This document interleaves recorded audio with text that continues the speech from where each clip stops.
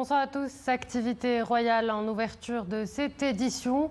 Sa Majesté le roi Mohammed VI a présidé aujourd'hui au Palais Royal de Rabat une réunion de travail consacrée à l'activation du programme d'urgence pour le relogement des sinistrés et la prise en charge des catégories les plus affectées par le séisme d'Al Haouz, qui a fait l'objet d'instructions royales lors de la séance de travail présidée par le souverain le 9 septembre 2023.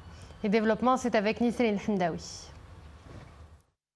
Cette réunion intervient dans le prolongement de la succession de mesures ordonnées par le souverain, visant à mobiliser tous les moyens avec la célérité et l'efficacité nécessaires pour venir en aide aux familles et citoyens sinistrés, et notamment pour déployer dans les plus brefs délais les mesures de réhabilitation et de reconstruction dans les localités touchées par cette catastrophe naturelle d'une ampleur sans précédent. Cette première version du programme de relogement ainsi présentée devant le souverain et qui a été préparée par la commission interministérielle mise en place sur haute instruction royale porte sur environ 50 000 logements totalement ou partiellement effondrés au niveau des 5 provinces touchées. Il consiste d'une part en des actions d'urgence de relogement provisoire, notamment à travers des formules adaptées d'hébergement sur place et dans des structures conçues pour résister au froid et aux intempéries ou dans des sites d'accueil aménagés avec toutes les commodités nécessaires. D'autre part, l'État va octroyer une aide d'urgence de 30 000 dirhams aux ménages concernés. À cet égard, le souverain a attiré l'attention des autorités compétentes sur le caractère extrêmement prioritaire de l'opération de relogement qui doit s'effectuer dans les conditions nécessaires d'équité et d'écoute permanente des besoins des populations concernées. Le programme consiste, d'autre part, en des actions immédiates de reconstruction à déployer après les opérations préalables d'expertise et les travaux de préparation et de stabilisation des terrains. Il est prévu à cet effet une aide financière directe de 140 000 dirhams pour les logements totalement effondrés et de 80 000 dirhams pour couvrir les travaux de réhabilitation des habitations partiellement effondrées.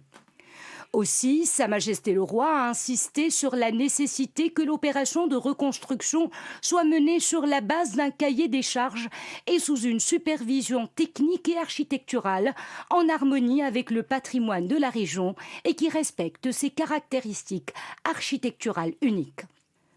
Par ailleurs, et au cours de cette même séance de travail, Sa Majesté le Roi a réitéré ses hautes instructions pour que la réponse soit forte, rapide et volontariste, tout en respectant la dignité des populations, leurs us et coutumes et leur patrimoine.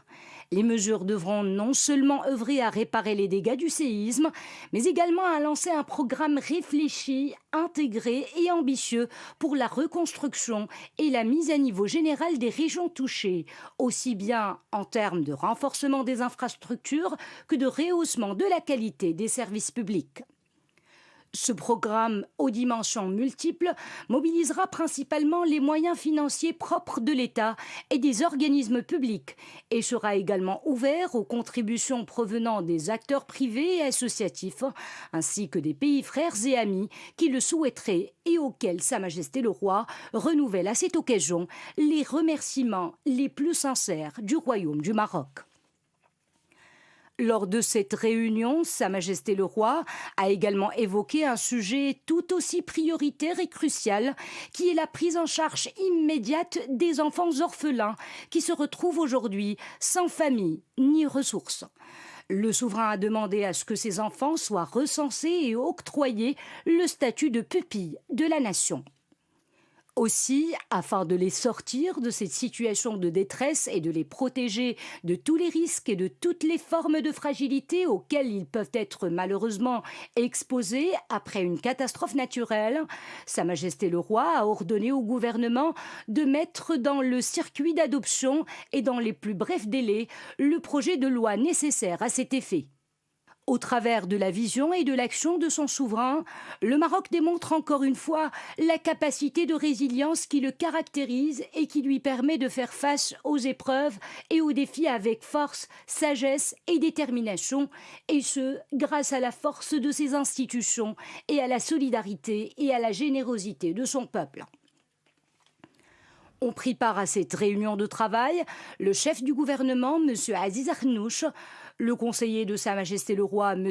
Fouad Ali Himma, le ministre de l'Intérieur, M. Abdelouafi Ftit, le ministre des Habous et des Affaires islamiques, M. Ahmed Tawfiq, la ministre de l'Économie et des Finances, Mme Nadia Fattah, la ministre de l'Aménagement du Territoire national, de l'Urbanisme, de l'Habitat et de la Politique de la Ville, Mme Fatem Zahra Al-Mansouri, le ministre délégué auprès de la ministre de l'Économie et des Finances, chargé du budget, M. Fawzi El-Qjah, ainsi que le général de corps d'armée, Mohamed Brid, inspecteur général des Forces armées royales et commandant la zone sud. Avec moi ce soir sur le plateau, professeur Mostafa Shimi, vous êtes professeur de droit et politologue, bonsoir. Bonsoir.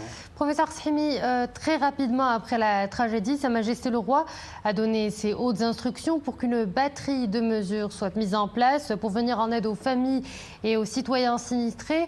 Cette nouvelle réunion intervient dans le prolongement de la succession des mesures ordonnées par le souverain. Oui, tout à fait. L'émotion est toujours là, évidemment, après cette tragédie du vendredi 8 septembre dernier. Il y a eu, le lendemain même, il faut le rappeler, une réunion présidée par Sa Majesté donc, pour arrêter une feuille de route destinée au gouvernement. Et voici que 5 jours après, le 14 septembre, donc, se tient à Rabat, cette fois-ci, une réunion présidée par le souverain. C'est important parce que ça prouve, pour commencer, l'intérêt particulier du souverain à ce dossier. C'est bien un chantier royal maintenant qui est à l'ordre du jour et donc il y a lieu de relever donc, le soin particulier qu'apporte le souverain à cette question-là, qui est une question de dimension nationale avec les aspects sociaux que nous avons évoqués. Il s'agit de décliner la réponse des politiques publiques au moins à 2 niveaux. C'est d'ailleurs le sens du communiqué qui a été publié. Premier niveau, il y a des mesures d'urgence, des actions d'urgence parce qu'il y a une situation, il y a 300 000 sinistrés, dont à peu près 100 000 enfants, il y a plus de 5 000 douars qui sont également donc sinistrés, donc il y a une situation d'urgence qui est l'eau, l'alimentation, l'hébergement, etc. Tout ça a été mis sur la table et donc les dossiers sont prêts, en tout cas à grands traits. On sait exactement quel est l'état de cette question. Les mesures d'urgence, j'en ai parlé, mais il y a l'hébergement. L'hébergement, d'autant que dans les prochaines semaines, ça sera évidemment le froid, avec un climat très rigoureux dans l'eau Atlas, vous le savez. Et donc, il faut d'ores et déjà prendre des mesures pour ce qui est de l'hébergement. L'hébergement se fera de différentes manières, avec des structures différenciées. Évidemment, c'est des camps. C'est des campements, pour commencer, c'est-à-dire les tentes. Et on a vu donc l'accélération de livraison de tentes aux populations sinistrées. Il y a aussi le fait qu'il faut des structures aménagées. Il y a des écoles ou des locaux autres qui ont été donc réquisitionnés, qui vont être aménagés pour compléter cette politique d'hébergement. Et puis, il y a du concret. Le concret, le souverain a décidé d'accorder une aide directe, immédiate, de 30 000 dirhams donc, aux sinistrés. Donc ça, c'est du concret. C'est une accélération de mesures qui répondent à une situation particulière qui est urgente. Il y a un deuxième axe, évidemment, dans cette réunion royale qui a été évoquée, c'est que le relogement, oui, mais pas le relogement provisoire. Auquel on va faire face, il faut anticiper, voir plus loin. Et donc, il y a là une politique immédiate avec des opérations et des programmes de reconstruction. Reconstruction, là aussi, il ne s'agit pas de refaire n'importe quoi. Là aussi, il y a une aide qui a été prévue de 140 000 dirhams, une aide financière directe pour les logements donc, qui ne sont plus en état. Et vous le savez, 80 000 dirhams pour des travaux de réhabilitation. Il s'agit aussi de faire de la reconstruction, mais de la reconstruction étudiée sur la base d'un certain nombre de paramètres. Lesquels? Enfin, un cahier de charge. Il ne s'agit pas de refaire les mêmes constructions donc avec le pisé traditionnel, etc. Il faudra donc un cahier de charge, c'est-à-dire prendre en compte là, le paramètre parasismique, c'est extrêmement important, d'où l'importance du rôle donc, des architectes et de tous les spécialistes pour qu'il y ait cette opération-là avec succès. J'ajoute un élément culturel. Vous connaissez la région comme moi, et tout le monde connaît l'Atlas, Moyen Atlas. Les habitants sont extrêmement attachés à la terre.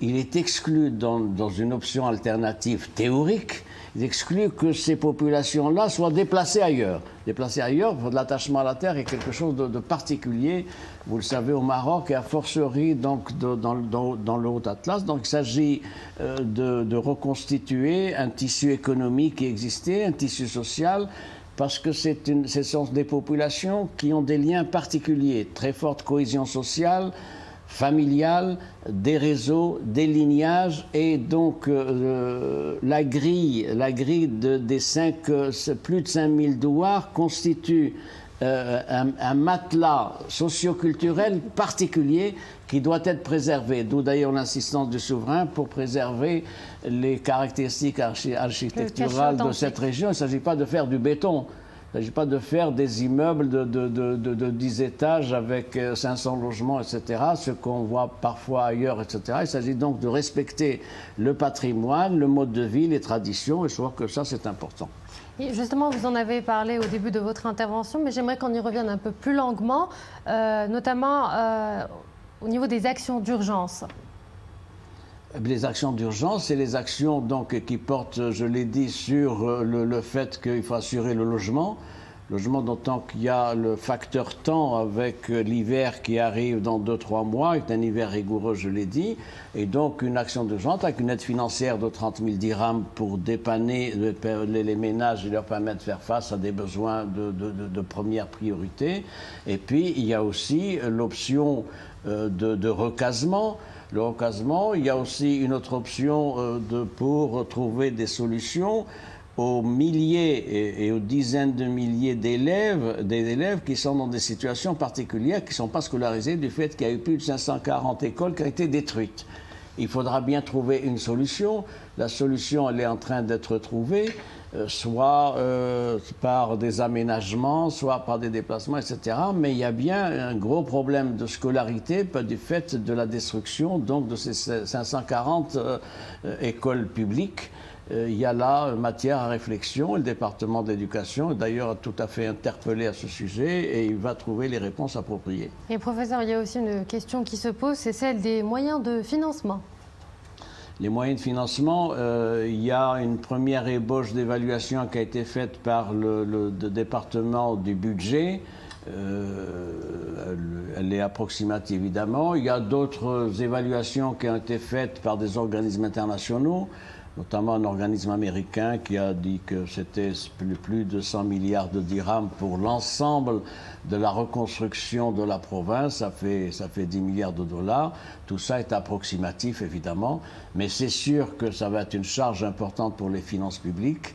Alors, les financements, c'est quoi? C'est de diverses sources. D'abord, il y a le financement budgétaire. Financement budgétaire, il faudra bien prévoir dans la loi de finances 2024 et les lois de finances successives un chapitre particulier au titre de la reconstruction. Il y a aussi la participation d'un certain nombre d'acteurs et d'opérateurs institutionnels marocains. Il y a aussi des institutions internationales qui sont intéressées. Je peux vous dire qu'il y a des contacts déjà avec la Banque mondiale, avec l'Union européenne pour trouver des modalités de financement. Puis il y a les aides de pays frères, etc. Et puis, il y a ce que va donner le compte 126, où il y a, vous le savez, il y a un compte qui a été ouvert au Trésor et à la Banque centrale suite à la réunion royale du 9 septembre, samedi 9 septembre. Il faut espérer que ce compte atteigne des proportions tout à fait notables à la mesure de la mobilisation, de la solidarité des Marocains. Mais c'est sûr que c'est quelque chose de fondamental. Vous savez, le financement se trouve quand c'est pour la bonne cause et quand c'est pour les bons programmes. Et il y a un autre volet tout aussi prioritaire, c'est la prise en charge immédiate des enfants orphelins. Oui, c'est évidemment un drame social qui pèse sur la région et qui préoccupe l'ensemble de la communauté nationale. Il y a eu à peu près 3000 morts au dernier pointage, 3000 morts, 5500 blessés, dont une bonne partie des cas graves, etc. Il y a, hypothèse basse, il y a des milliers d'orphelins. Il y a des milliers d'orphelins, et donc qu'est-ce qu'on fait des orphelins? Il faut bien trouver une solution, et donc c'est des victimes. Et l'idée, pour ce qui est des orphelins, c'est une mesure royale qui a été décidée, c'est de leur octroyer le statut de pupille de la nation. Ça veut dire quoi, pupille de la nation? C'est un texte du 2 septembre, une loi du 2 septembre 1999, donc qui permet, c'est-à-dire, c'est intéressant, c'était 2 mois, à peine 2 mois après l'intronisation de Sa Majesté le Roi. C'était 6 semaines après, donc c'est quand même intéressant. Ça vous donne le souci social et la préoccupation sociale du souverain. Puis de la nation, c'est un statut, c'est l'aide morale et la prise en charge matérielle. Sont éligibles à ce statut de la pupille de la nation les enfants dont les parents, dont le père est mort pour la défense de l'intégrité territoriale, c'est important, ou alors ceux dont la situation évidemment est tout à fait digne d'intérêt. Donc c'était le cas pour les Hoceima. Il y a eu 141 pupilles de la nation qui ont été retenus. Et il y en aura des centaines cette fois-ci pour ce qui est ce qui s'est passé dans la province d'Al Haoul. Et donc c'est extrêmement important qu'il y ait cette sécurisation juridique et matérielle et aussi soutien moral à travers ce statut de pupille de la nation. Et on peut dire, professeur, que depuis cette tragédie, le Maroc donne des réponses fortes. C'est un Maroc volontariste qui assume ses responsabilités et qui a su trouver beaucoup de réponses en un laps de temps très court. Le choc est là et la tragédie est là, évidemment, vous le savez, mais il faut bien réagir. Et c'est la particularité du royaume de réagir comment? D'abord, la réactivité royale. Il y a là, avec la réunion du 9 septembre, samedi 9 septembre, la réunion d'aujourd'hui, et sûrement d'autres réunions qui vont se prolonger, une réactivité dans la gouvernance royale. Il y a là une accélération. Donc, ça c'est extrêmement important. Il y a aussi une gouvernance royale qui se traduit par un suivi et des mesures. Il y a une feuille de route qui avait été définie il y a 5 jours. Maintenant, on rentre à un niveau intermédiaire, plus bas, c'est-à-dire les mesures concrètes, les aides, les mesures, le relogement, le recasement, etc. Donc c'est quelque chose d'important. Il y a aussi le fait que c'est une réponse forte parce que c'est une réforme d'un peuple debout qui réagit face à une tragédie. Et c'est la meilleure réponse, je note au passage, à tous ceux qui se préoccupaient dehors de la manière dont nous allions faire face. Je crois que les choses sont claires. C'est une réponse qui est forte, rapide, et puis qui traduit aussi, ça a été dit, du volontarisme. C'est-à-dire, c'est dans l'épreuve que le Maroc retrouve ses qualités, retrouve son tempérament d'entrepreneur pour faire face à toutes les situations. L'histoire en témoigne, etc.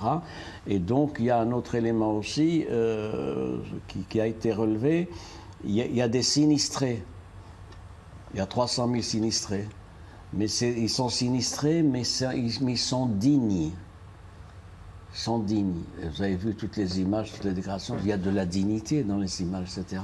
Et ça, c'est quelque chose de fondamental, c'est culturel, c'est quelque chose qui participe de l'éducation de tous, parce qu'au-delà de la réaction personnelle, c'est l'addition des dignités individuelles qui donne la dignité au Maroc, au-dedans et au-dehors, où c'est d'ailleurs reconnu à l'international.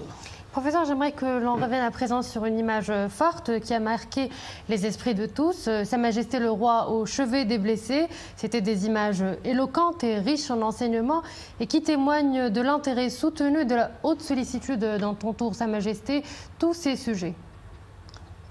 Nous avons une monarchie sociale. C'est l'article 1er de la Constitution marocaine, de toutes les constitutions de 1962. Ça, c'est la norme constitutionnelle. Nous avons un roi qui est social. Nous avons un roi qui est social et qui a placé depuis le début son règne précisément sous les auspices d'une politique sociale qui s'est vérifiée à travers tout ce qui a été entrepris en faveur des jeunes, en faveur des femmes, en faveur des vieux, des handicapés, des détenus, de tout ça, etc. C'est quelque chose d'important. Il y a aussi le fait que cette conception royale s'est concrétisée avec une nouvelle vision maintenant de l'État social. L'État social, qui est une notion qui a été développée par le souverain voici presque 3 ans, est déclinée autour de la protection sociale. C'est une grande avancée sociale. Vous savez, je vais vous citer un exemple. Quel est le pays maghrébin, africain ou arabe qui a une protection sociale de même nature et de même dimension que le Maroc? Il n'y en a pas. C'est une protection sociale qui est au niveau du standard des pays occidentaux les plus avancés, notamment les pays nordiques et notamment la France, qui se distingue à cet égard. Donc c'est quelque chose de fondamental. Et pourquoi? Parce que la protection sociale, c'est des droits sociaux, et la dignité des citoyens, c'est les droits politiques, évidemment, tous les droits politiques et civils, mais aussi c'est les droits économiques et sociaux, parce que ça fait partie des droits fondamentaux. Professeur Simi, je vous remercie pour ce premier éclairage. Nous reviendrons à vous dans quelques instants.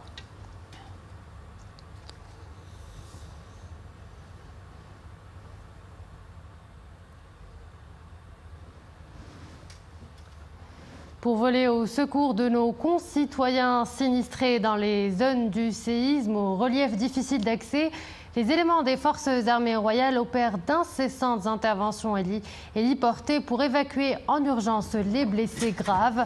Dans l'ensemble des zones concernées, des détachements d'intervention, des avions, des hélicoptères, des drones et des moyens du génie, ainsi que des antennes logistiques sont déployés sur les lieux en vue d'apporter le soutien nécessaire aux différents départements concernés et aux populations sinistrées.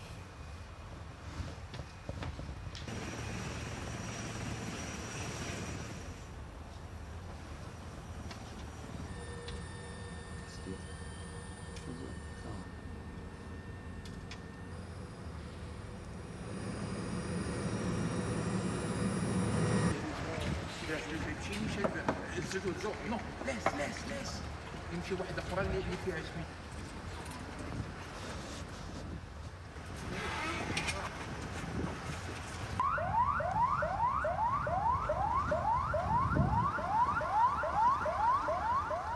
Une réplique de magnitude 4,6 sur l'échelle de Richter a été enregistrée ce matin dans la commune d'Iril, province d'Al-Haouz. Le séisme s'est produit vers 6h53 heure locale à une profondeur de 9,7 km. C'est ce qu'annonce le US Geological Survey qui répertorie les activités sismiques à travers le monde. Place au bilan actualisé du séisme. Il fait état de 2946 morts et 5674 blessés jusqu'à hier 19h. La secousse a fait 1684 morts dans la province d'Al-Haouz et 980 dans la province de Taroudant. Parmi les morts, 2944 ont été enterrés. Aucun nouveau décès n'a été signalé dans les autres provinces et préfectures concernées. Les autorités publiques poursuivent leurs efforts afin de prendre en charge les blessés, héberger les sinistrés et leur acheminer les aides alimentaires et sécuriser le trafic sur les routes endommagées suite au séisme, tout en mobilisant l'ensemble des moyens nécessaires pour gérer les répercussions de cette douloureuse tragédie. De Tanger à Al-Gouira, le cœur de tous les Marocains bat au rythme de la générosité citoyenne. Nous vous en parlions hier déjà. Al-Ayoun, un convoi de pas moins de 80 camions remorques a pris la route direction les contrées montagneuses d'Al-Haouz pour acheminer les aides. Cette caravane solidaire acheminera les aides en main propre aux agents de la Fondation Mohamed V pour la solidarité. Ils sont en charge de la récupération et de la centralisation des aides. Hafid Mhdar avec Boubacar Mghebret.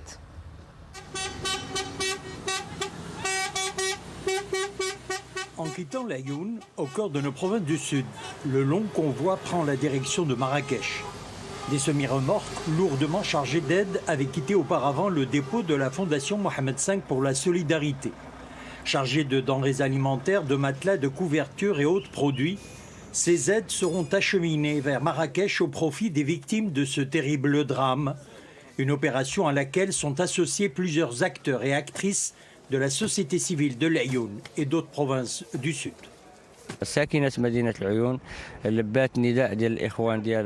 Les habitants de l'Aïoun ont répondu massivement à l'appel du devoir de solidarité nationale. La Fondation Mohamed V pour la solidarité, qui coordonne notre action, nous a beaucoup aidés dans cette initiative louable.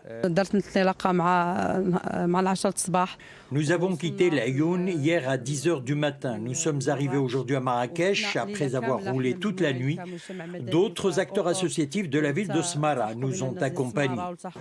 Pour la collecte des aides destinées aux victimes du séisme d'El Haouz, la Fondation Mohamed V pour la solidarité a mis en place des dépôts de collecte de dons au niveau de plusieurs régions du royaume.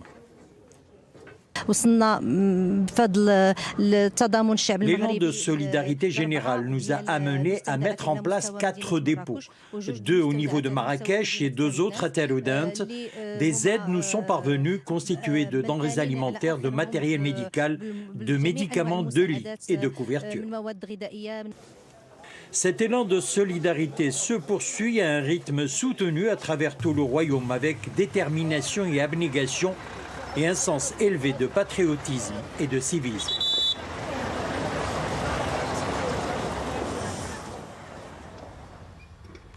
L'élan de solidarité et de mobilisation redouble d'intensité et se déploie avec force dans la région sinistrée d'El Haouz.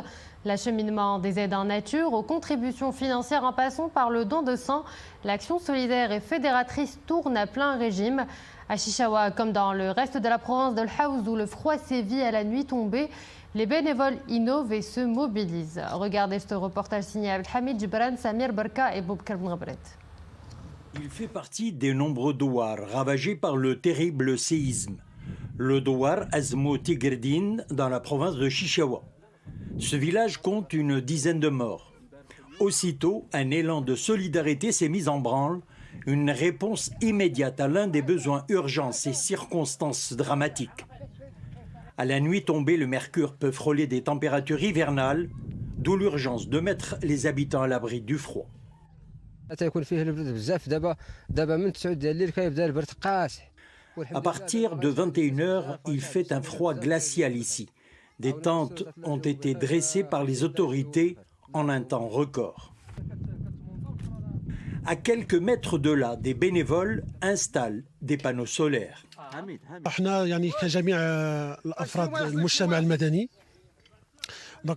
Nous avons installé des panneaux solaires pour éclairer les espaces et fournir de la lumière au douar.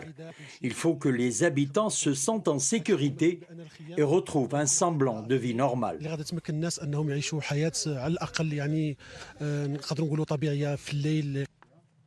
Ils sont également en première ligne, les Marocains du monde. Nos compatriotes ont fait des milliers de kilomètres pour la majorité d'entre eux. Tout comme Fawzi Abdullah, animation à Paris, et Ahmed Zaki, kinésithérapeute. Là, on est sur un cas, on a un enfant qui s'est fait une double entorse au niveau de la cheville. Donc on essaye de prodiguer des soins vraiment de première nécessité. Ça va de la simple entorse à des choses un peu plus complexes qui nécessitent donc des examens complémentaires, notamment des radios, des IRM. Et là, c'est un peu compliqué pour eux de pouvoir aller à l'hôpital. Donc on essaye de faire vraiment les soins de base nécessitant au moins une prise en charge primaire, au moins qu'ils aient au moins une première prise en charge et éventuellement, dans la continuité, voire dans un hôpital pour faire les examens complémentaires nécessaires. On a apporté le maximum de matériel via des dons et via des collègues qui ont pu justement nous livrer du matériel rapidement, arriver sur place et assurer les premiers soins. Sur les premiers soins, on avait pas mal de pathologies chroniques telles que le diabète, l'hypertension artérielle, on a beaucoup de pédiatrie, on a aussi de la traumato, donc il y a eu pas mal de luxations, des entorses et on a aussi le gros facteur psychologique puisque ici, du coup, dans ce village, la majorité des personnes sont encore troublées par ce qui s'est passé. Un soutien et une prise en charge psychologique sont déjà mis en place, une action à laquelle adhèrent plusieurs intervenants et spécialistes en stress post-traumatique et autres chocs psychologiques. Professeur Sahimi, parlons à présent d'une autre facette de cette force marocaine, la cohésion sociale. Nous voulons de le voir dans la foulée du tremblement de terre qui a frappé la région d'El Haouz. Un magnifique élan de solidarité a pris corps immédiatement. Qu'est-ce que cela nous dit ? Vous savez que la société marocaine est plurielle et composite, pour employer une formule connue, c'est-à-dire il y a des différenciations culturelles, géographiques, économiques, etc. Bien, mais tout ça, ça donne un lien social qui est très fort et la cohésion sociale. Et ça se traduit par la solidarité. Toute l'histoire des dernières décennies, pour ne pas remonter plus loin, témoigne de cette solidarité. Solidarité quand il y a eu le séisme d'El Hoceima en février 2014, solidarité quand il y a eu des inondations, etc. Et puis solidarité fondamentale et mobilisation pour ce qui est de la cause nationale, l'intégrité territoriale du royaume. Sur ce plan-là, il y a une solidarité totale, il n'y a pas de nuance, c'est un bloc. Cette solidarité se vérifie aussi aujourd'hui et c'est quelque chose d'exceptionnel. Je suis un observateur, je crois, un peu attentif de ces phénomènes sociaux et c'est quelque chose de fondamental qui prend une dimension particulière, c'est-à-dire de toutes les villes du royaume, de toutes les régions, il y a un seul mouvement d'aide donc à ces sinistrés. Des familles, des entreprises, des particuliers, tout ça, etc., c'est quelque chose de fondamental. Pourquoi? Parce qu'il y a l'émotion, mais au-delà de l'émotion, c'est le souci de partager et d'aider à améliorer la situation de ces populations donc, qui sont sinistrées. Alors, c'est quelque chose de fondamental parce que c'est un levier. C'est un levier de mobilisation, un vecteur de mobilisation, et en même temps, ça se traduit par le souci de faire plus et mieux pour ces populations sinistrées.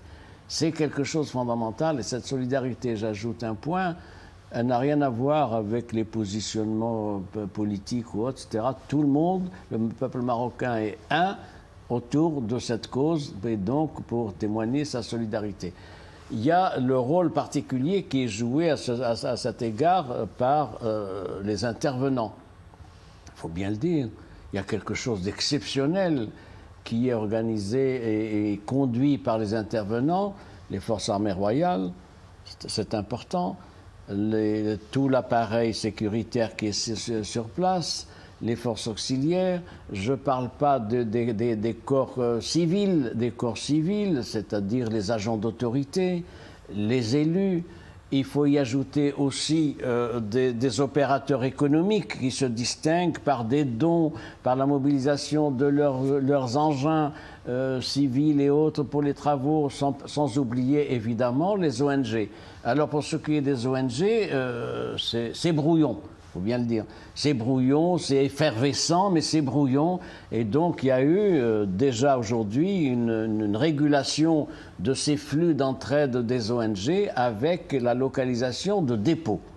C'est-à-dire, il ne s'agit plus de venir d'El Hoceima ou de Taza pour aller avec sa voiture pour aller livrer. Donc, dans la province de Haz, il y a des dépôts locaux, des dépôts régionaux. C'est extrêmement important. Et ça, ce travail-là est fait par le département de l'Intérieur. Nous avons la preuve de ceci. Il y a un État. Il y a un État qui est là. On a vu l'expérience et le rôle de cet État pendant les 2 années Covid, 2020-2022. Et oui, c'était extrêmement important ce qui s'est passé. Nous étions tous confinés. Et qu'est-ce qui tenait debout, qu'est-ce qui protégeait, sécurisait? C'était l'État. C'est extrêmement important. Et donc, il y a là un regard nouveau des citoyens à l'endroit de l'État. Ils le savent maintenant. Et c'est encore plus vrai aujourd'hui quand l'État est en première ligne pour apporter aide et assistance à ces populations sinistrées. J'ajoute les ONG, j'en ai parlé, j'ai dit que c'était un peu brouillon, c'est vrai, mais il y a de la bonne volonté, ça part d'un bon sentiment, etc. Et c'est quelque chose de vital. Vous savez, c'est la vitalité d'une société qui se vérifie comment? Se vérifie, à travers la solidité de ses institutions, et donc de l'appareil d'État. Elle se vérifie également par la vitalité sociale qui se retrouve au niveau des associations. Et c'est quelque chose de fondamental. Et il y a aussi un maillon fort dont nous n'avons pas parlé, mais qui est très présent sur le terrain. C'est la Fondation Mohamed V pour la solidarité qui joue un rôle très important. Elle centralise les aides et veille à leur acheminement aux bons endroits. Vous avez raison parce que c'est une institution qui a des références, qui a un historique de participation et d'implication. Elle est organisée, elle sait ce qu'il faut faire, elle sait comment le faire, etc. Et elle a dû faire face à des situations difficiles en telle ou telle occasion. Et donc cette fondation est extrêmement importante. C'est, vous savez, c'est le bateau amiral du tissu associatif. C'est le bateau amiral à côté de ce que fait l'appareil d'État, à côté de ce qui est fait par les forces armées royales et tout le reste. Il y a aussi, je parlais de la société civile, je vais vous donner un exemple. Il y a 1000 médecins, j'ai vérifié, qui sont mobilisés aujourd'hui dans la région. 1000 médecins qui sont là-bas depuis samedi dernier. Sans parler d'autres corps de métier, il y a des architectes qui sont sur place, qui ont laissé leur cabinet ailleurs, qui sont sur place, etc. Donc c'est quelque chose de fondamental. C'est une lame de fond. J'allais dire un séisme, mais ça serait un jeu de mots malheureux. C'est une lame de fond d'une société qui s'assume et qui assume le principe de solidarité. Professeur Mostafa Sahimi, je vous remercie. Nous reviendrons à vous dans quelques instants. Le temps de mettre un plein feu tout de suite sur un des maillons forts aussi de cette chaîne solidaire, les banques alimentaires, ce lieu où on réceptionne les stocks et où on trie les dons. Notre équipe s'est rendue à la Banque alimentaire de Casablanca, une structure qui a vu le jour déjà en 2003 et qui a son actif une expérience en matière de gestion de crise. Immersion tout de suite avec Reda Fjah et Dominique Orlando. À la Banque alimentaire de Casablanca, le temps est à l'action. C'est à peine si les bénévoles à l'œuvre ce matin ont remarqué notre présence. Ils ont néanmoins accepté de répondre à nos questions de façon toujours très cordiale. Qu'est-ce que vous faites exactement? Écoutez, là, on fait le tri de tous les dons qui nous ont été envoyés. Généreusement par les... Voilà. Et ce sont surtout des vêtements, n'est-ce pas? Bah oui, des vêtements, des jouets, des couvertures, du linge de maison, des coussins, des couvertures. Il y a de tout, il y a de tout. Les chaussures. Donc là, nous faisons le tri par taille, par âge, par genre. Hommes, femmes, enfants. Voilà. Ces dons, ils arrivent de gens anonymes? Oui, exactement, de bienfaiteurs. On travaille, puis tout à coup, il y a un sachet qui est posé à côté. Quelqu'un qui le pose et il part. Qu'est-ce que vous pensez de cet élan de solidarité? Oh, c'est bien, on a l'habitude de faire ça. C'est nous, c'est notre caractère marocain, en tout cas. On s'unit tous. Alhamdoulilah. Et dans la douleur, on s'unit, on est tous unis, voilà. Qu'est-ce que ça représente pour vous de participer justement à ce tri? C'est une fierté, c'est un grand plaisir. Vive les Marocains, vive le Maroc, vive le roi Mohamed VI, qui grâce à lui, oui, c'est la marocanité comme vous dites. Voilà. On a tous grandi comme ça dans les quartiers, comme elle a dit ma soeur. Quand il y a une joie, une fête, tout le monde participe, tous les voisins, toute la famille. Et c'est la même chose, quand il y a un malheur, tout le monde participe. La Banque alimentaire qui a aujourd'hui 2 décennies d'existence et une réelle expérience en matière de gestion des catastrophes naturelles, tremblements de terre et inondations. Sans se disperser, elle mise avant tout sur un réel plan d'action. Nous avons commencé à travailler avec le ministère de l'Entraide nationale à travers la direction de l'Entraide. On a fait des envois pour la région du Haouz, pour la région de Tagoudant. On travaille aussi avec des associations qui sont sérieuses et qui sont reconnues.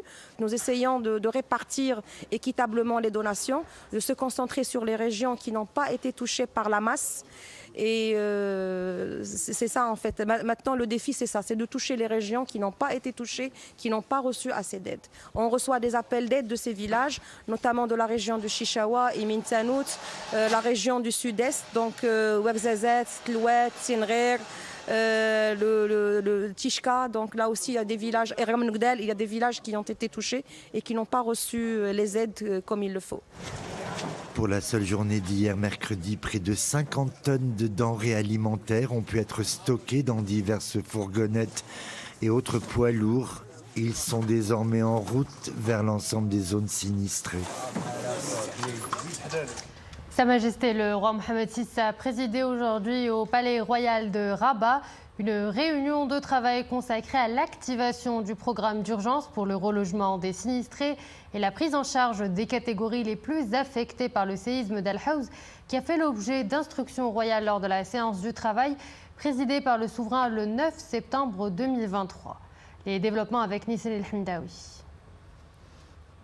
Cette réunion intervient dans le prolongement de la succession de mesures ordonnées par le souverain, visant à mobiliser tous les moyens avec la célérité et l'efficacité nécessaires pour venir en aide aux familles et citoyens sinistrés, et notamment pour déployer dans les plus brefs délais les mesures de réhabilitation et de reconstruction dans les localités touchées par cette catastrophe naturelle d'une ampleur sans précédent.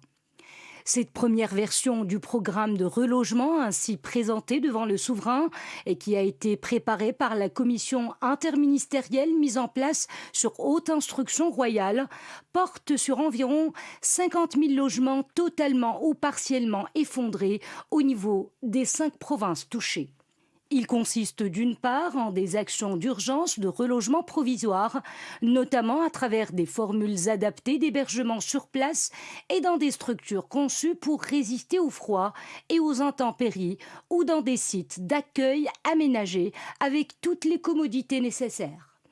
D'autre part, l'État va octroyer une aide d'urgence de 30 000 dirhams aux ménages concernés. À cet égard, le souverain a attiré l'attention des autorités compétentes sur le caractère extrêmement prioritaire de l'opération de relogement qui doit s'effectuer dans les conditions nécessaires d'équité et d'écoute permanente des besoins des populations concernées. Le programme consiste, d'autre part, en des actions immédiates de reconstruction à déployer après les opérations préalables d'expertise et les travaux de préparation et de stabilisation des terrains. Il est prévu à cet effet une aide financière directe de 140 000 dirhams pour les logements totalement effondrés et de 80 000 dirhams pour couvrir les travaux de réhabilitation des habitations partiellement effondrées. Aussi, Sa Majesté le Roi a insisté sur la nécessité que l'opération de reconstruction soit menée sur la base d'un cahier des charges et sous une supervision technique et architecturale en harmonie avec le patrimoine de la région et qui respecte ses caractéristiques architecturales uniques. Par ailleurs, et au cours de cette même séance de travail, Sa Majesté le Roi a réitéré ses hautes instructions pour que la réponse soit forte, rapide et volontariste, tout en respectant la dignité des populations, leurs us et coutumes et leur patrimoine. Les mesures devront non seulement œuvrer à réparer les dégâts du séisme, mais également à lancer un programme réfléchi, intégré et ambitieux pour la reconstruction et la mise à niveau général des régions touchées, aussi bien en termes de renforcement des infrastructures que de rehaussement de la qualité des services publics. Ce programme aux dimensions multiples mobilisera principalement les moyens financiers propres de l'État et des organismes publics et sera également ouvert aux contributions provenant des acteurs privés et associatifs ainsi que des pays frères et amis qui le souhaiteraient et auxquels Sa Majesté le Roi renouvelle à cette occasion les remerciements les plus sincères du Royaume du Maroc.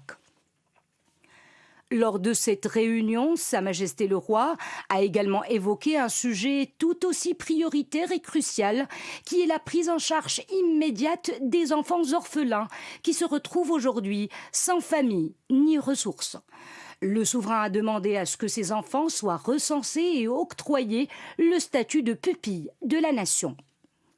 Aussi, afin de les sortir de cette situation de détresse et de les protéger de tous les risques et de toutes les formes de fragilité auxquelles ils peuvent être malheureusement exposés après une catastrophe naturelle, Sa Majesté le Roi a ordonné au gouvernement de mettre dans le circuit d'adoption et dans les plus brefs délais le projet de loi nécessaire à cet effet.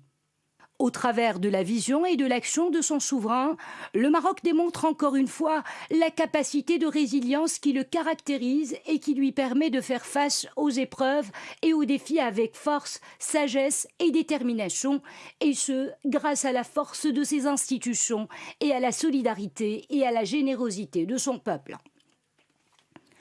Ont pris part à cette réunion de travail le chef du gouvernement, M. Aziz Arnouch, le conseiller de Sa Majesté le Roi, M.